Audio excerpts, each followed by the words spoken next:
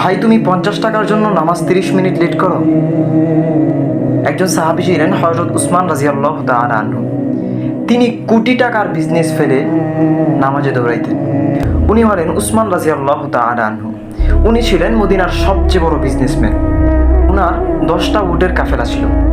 একদিন এশারের আজান হলো।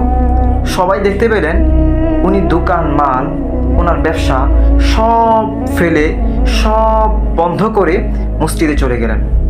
লোকজন বলল, ইয়া উসমান, এত বড় লস? তখন তিনি কি বললেন জানেন? তখন তিনি তাদেরকে বললেন, আমি আমার মহান রবের সাথে প্রফাইটের ডিল করি। আমার লাভের ডিল আমি আমার রবের সাথে করি। এই দুনিয়ার টাকা এটা ক্ষণস্থায়ী, মাত্র 2 দিনের। আর নামাজের বেনিফিট জান্নাত পর্যন্ত।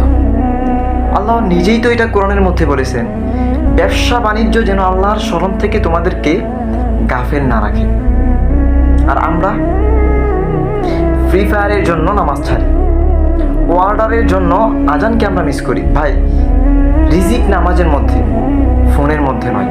আজ থেকে প্রমিস করে নামাজ পড়বেন। ভাই তুমি 50 টাকার জন্য নামাজ 30 মিনিট লেট করো। একজন সাহাবী ছিলেন হযরত উসমান রাদিয়াল্লাহু তাআলা আনহু। তিনি কোটি টাকার বিজনেস ফেলে নামাজে দৌড়াইতেন। উনি হলেন উসমান রাদিয়াল্লাহু তাআলা আনহু। উনি ছিলেন মদিনার সবচেয়ে বড় বিজনেসম্যান। উনার 10টা উটের কাফেলা ছিল। একদিন এশারের আজান হলো। সবাই দেখতে পেলেন উনি দোকান মাল ওনার ব্যবসা সব ফেলে সব বন্ধ করে মসজিদে চলে গেলেন। লোকজন বলল, ইয়া উসমান, এত বড় লস? তখন তিনি কি বললেন জানেন? তখন তিনি তাদেরকে বললেন, আমি আমার মহান রবের সাথে প্রফাইটের ডিল করি। আমার লাভের ডিল আমি আমার রবের সাথে করি।